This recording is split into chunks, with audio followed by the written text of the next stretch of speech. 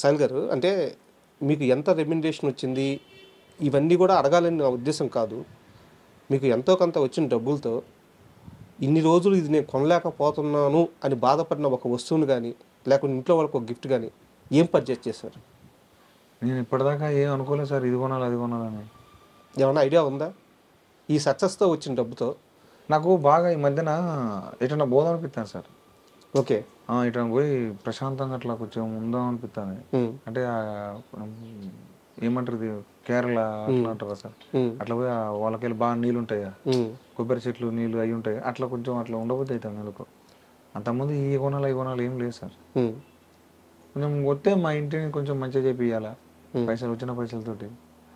మా అమ్మోళ్ళకి మా అమ్మోళ్ళు కానీ నా భార్య కానీ ఏమన్నా అడిగితే ఇప్పుడు అనిపిస్తుంది అది, అరే ఇన్ని రోజుల దాకా ఏమంటారు సార్, గొలుసు అంటాం కదా సార్, తాడు. సో అవి మంగళసూత్రాలు అట్లాంటివి ఉంటాయి కదా, బంగారంతో చేసినాయి. సో ఇప్పుడు ఒకవేళ అవి తీసుకుందాం. లేవా ఇప్పుడు? ఇప్పుడు ఇప్పుడు ఉన్నాయి అంటే, ఇప్పుడు అంటే అది ఎట్లా అంటే సార్ తక్కువ అంటాం కదా సార్, అవి అంటే చెడగొట్టి చేపించుకుంటారు. సో అట్లాంటివి ఉన్నాయి. సో ఇప్పుడు లేవు, ప్రాపర్ లేవు, ఉన్నాయి కానీ ప్రాపర్ కావాలి.